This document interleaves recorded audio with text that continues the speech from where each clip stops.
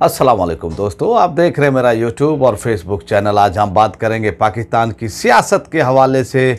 जो इस वक्त की कंडीशन है, मौजूदा सियासी सूरत हाल है, इस हवाले से कि आर्मी चीफ की जो है तकर्रुर को लेकर जो है मामला जिस तरह से पाकिस्तान में और पाकिस्तान से बाहर जंग हसाई जो है वो बना हुआ है, इस हवाले से हम बात करेंगे।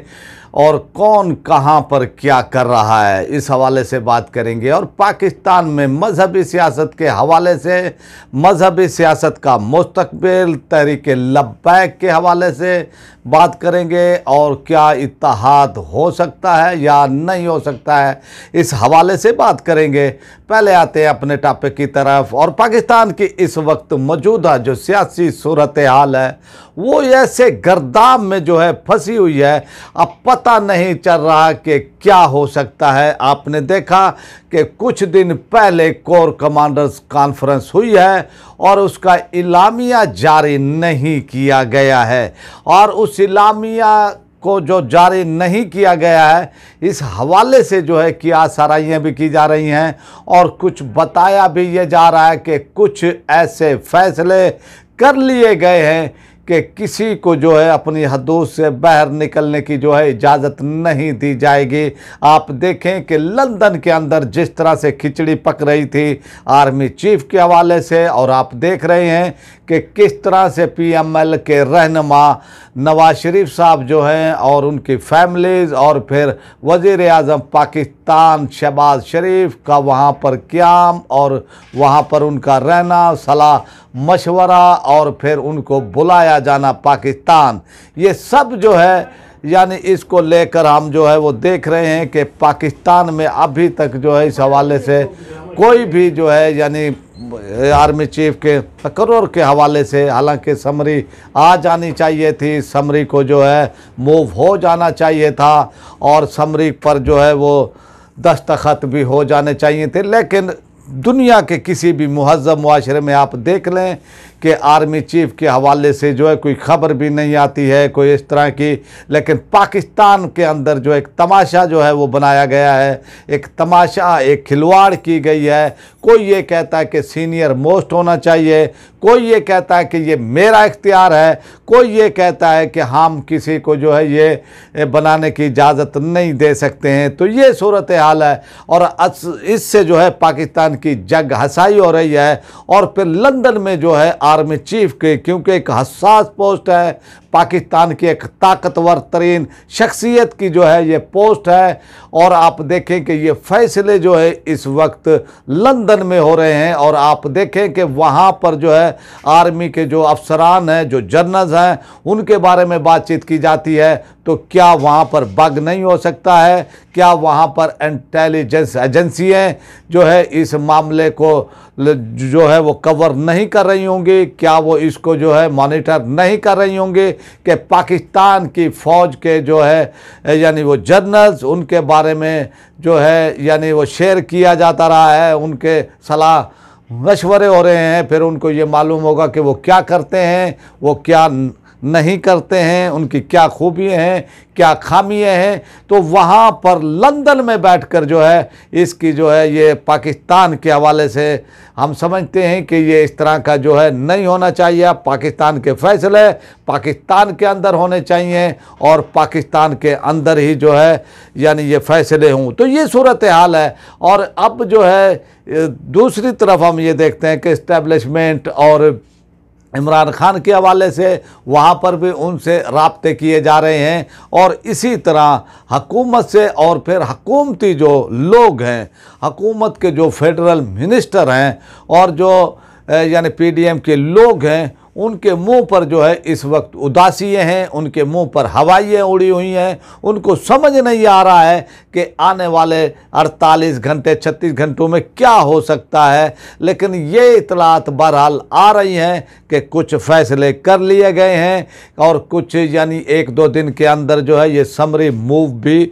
हो सकती है।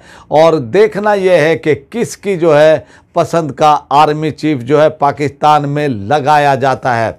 तो इस हवाले से आप दूसरी वो तरफ हम देखें कि इमरान खान के बग़ैर लॉन्ग मार्च जो आज मंडी बहाउद्दीन पहुंचा है। दूसरी वो तरफ तहरीक इंसाफ के रहनुमा यानी फैसलाबाद के अंदर, और वहाँ पर असद उमर साहब ने जिस तरह से लोगों को लीड किया है, जिस तरह से लोग बहराए हैं असद उमर के हवाले से, शाह महमूद के हवाले से, क्योंकि शाह महमूद इस लॉन्ग मार्च को लीड कर रहे हैं और एक बड़ी वो तादाद जो है इमरान खान के बगैर भी लोग जो है आ रहे हैं तहरीक इंसाफ के।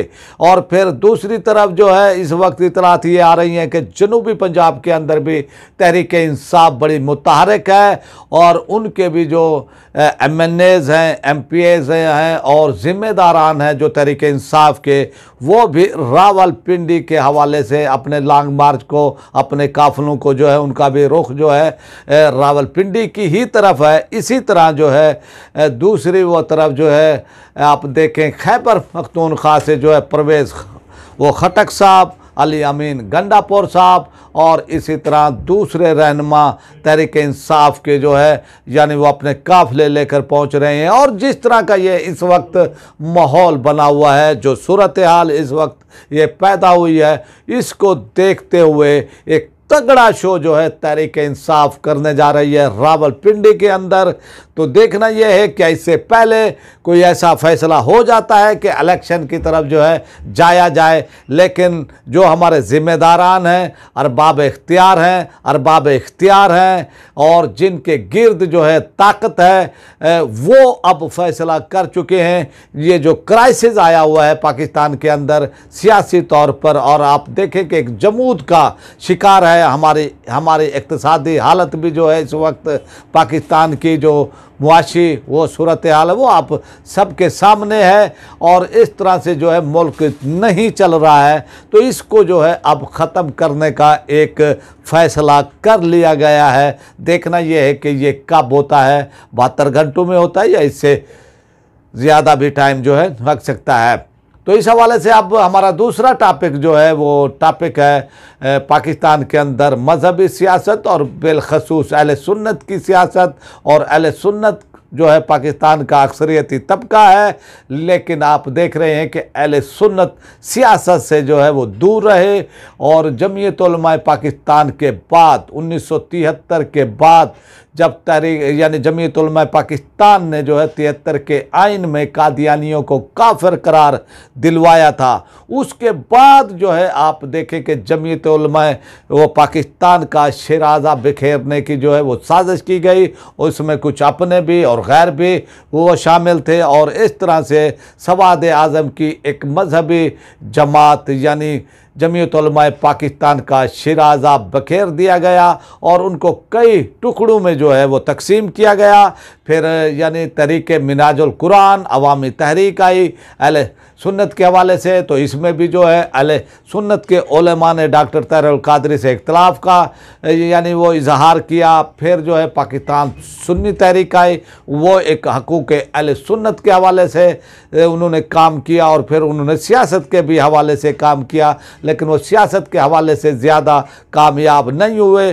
फिर हम देखते हैं कि गाजी मुमताज़ कादरी रहमतुल्लाह ताला अलैह की शहादत के बाद, उनकी फांसी के बाद जिस तरह से जो है यानी अल्लामा खादम हुसैन हिजवी साहब जो है सियासी मैदान में आते हैं और जिस तरह से उन्होंने जलसे किए, जिस तरह से उन्होंने अपनी तकरीरें की और जिस तरह से उनका खिताब रहा, तो उससे जो है महसूस ये होता था कि भी तहरीक लब्बैक जो है एक बड़ी सियासी मजहबी जमात बनकर उभरेगी। और 2018 के इलेक्शन में आपने देखा कि उन्होंने 26 लाख वोट लिए, पाकिस्तान की एक बड़ी सियासी मजहबी जमात जो है वो बनकर उभरी। और इसी तरह कमोबेश आप ये देखें कि मुत्तहिदा मजलिस अमल जिसमें 6 पार्टियां वो शामिल थीं, उनके बराबर जो है अकेले तहरीक लब्बैक ने वोट लिए, लेकिन इनको जो है सीटें नहीं मिल सकी। इनके ये जो वोट थे 26 लाख वो सीटों में जो है कन्वर्ट नहीं हो सके और तहरीक लब्बैक को कराची से जो है 2 सीटें दी गई थी MPA की। तो इस तरह की ये वो सूरत हाल थी। तो अब जो है आने वाले इलेक्शन जो है 2023 के अंदर जो है होने जा रहे हैं पाकिस्तान में, और इस हवाले से जो अहले सुन्नत का दर्द जो है वो रखते हैं, वो फिक्रमंद हैं कि भाई क्या किया जाए, क्या तैयारियां हो रही हैं। तो हम देखते हैं कि कोई भी इस हवाले से तैयारियां नहीं हो रही हैं। कोई भी जमात जो अहले सुन्नत के इस हवाले से आप देखते हैं कि कोई भी मुतहरक नहीं है, और तमाम की निगाहें जो हैं इस वक्त वो तहरीक लब्बैक पर है और तहरीक लब्बैक के सरबराह अल्लामा हाफ़िज़ साद हुसैन साहब पर है। तो देखना यह है क्या किस तरह जो है तहरीके लब्बैक इलेक्शन में जाती है। मेरे ख्याल में अगर उन्होंने सोलो फ्लाइट किया, उन्होंने अगर इत्तेहाद नहीं किया, उन्होंने अहले सुन्नत की जो और पार्टियां हैं क्योंकि उनसे अगर इत्तेहाद नहीं किया, तो मेरे ख्याल में यही है सूरत हाल वो बनेगी कि इस तरह जो है वो 2018 में वो सूरत हाल थी इलेक्शन के अंदर। तहरीक लब्बैक ने वोट तो बहुत सारे लिए, लेकिन वो वोट सीटों में कन्वर्ट नहीं हो सके। तो ये भी जो है अब इसी तरह की जो है वो सूरत हाल है। और अगर इत्तेहाद किया जाता है तो ऐसे कई हलके हैं वो पाकिस्तान के अंदर कि उनको जो है तहरीक लब्बैक सीटों में कन्वर्ट कर सकती है। और क्योंकि तहरीक लब्बैक इस वक्त एक बड़ी सियासी मजहबी पॉलिटिकल वो जमात है, और उनकी ही जिम्मेदारी इस वक्त वो बनती है कि वही जो है इस हवाले से उनको वो कदम उठाना चाहिए, और पाकिस्तान के अंदर जो है कोई इत्तेहाद की ऐसी सूरत हाल वो बन जाए कि आने वाले इलेक्शन के अंदर जो है तहरीक लब्बैक को हिस्सा मिल जाए। लेकिन आप देख रहे हैं कि पाकिस्तान के अंदर सेकुलर तबका हो या बाहर की दुनिया के लोग हों, वो पाकिस्तान में मजहबी यानी सियासत को जो है वो पसंद नहीं करते हैं। और फिर इस तरह की जमात जिस तरह की तहरीक लब्बैक है और इस तरह से वो इस्लाम के हवाले से काम कर रही है, उसको तो कतन ही पसंद नहीं किया जा सकता है, यानी वो करते हैं। तो इस हवाले से अब ये तहरीक लब्बैक की ज़िम्मेदारी है, उनकी ज़िम्मेदारी एक बड़ी जमात होने के नाते, तो इसका कोई ना कोई हल निकालना चाहिए। इसका हल बेहतरीन ये हो सकता है कि हर जमात जो है अपने अपने उसमें जो है यानी वो रह कर एक इत्तेहाद किया जा सकता है, और एक पार्टी के टिकट पर, एक पार्टी के निशान पर जो है इंतखाबात में हिस्सा लिया जा सकता है। वो क्रेन से भी जो है हिस्सा लिया जा सकता है, सीट एडजस्टमेंट की जा सकती है। तो ऐसे बहुत सारे यानी वो तरीके हैं कि पाकिस्तान के अंदर अगर अहले सुन्नत की सियासत को बचाना है, अगर अहले सुन्नत की सियासत को फाल करना है, तो फिर इत्तेहाद अहले सुन्नत नागुज़ीर है। वरना फिर जो है यानी आपके सामने है हालत 1973 के बाद से पाकिस्तान में अहले सुन्नत एक अक्सरियती तबका, पाकिस्तान में 80% यानी अक्सरियत इनकी, लेकिन सियासी तौर पर जो है इनकी कोई पहचान नहीं है। अगर पहचान बनानी है तो फिर इत्तेहाद अहले सुन्नत से ही अहले सुन्नत की और यानी सियासी उसमें जो है क़ुव्वत में इजाफ़ा हो सकता है, वो इत्तेहाद अहले सुन्नत से हो सकता है। अब आपसे चाहते हैं इजाज़त, और आपसे रिक्वेस्ट है जिन्होंने मेरे चैनल को सब्सक्राइब नहीं किया है वो मेरे चैनल को सब्सक्राइब कर लें, बेल आइकन को प्रेस कर दें, वीडियो को लाइक भी करें, इसको ज़्यादा से ज़्यादा शेयर भी करें, और अपनी राय का इजहार कमेंट बॉक्स में लाजमी करें ताकि हमें आपका फीडबैक मिलता रहे। पाकिस्तान जिंदाबाद।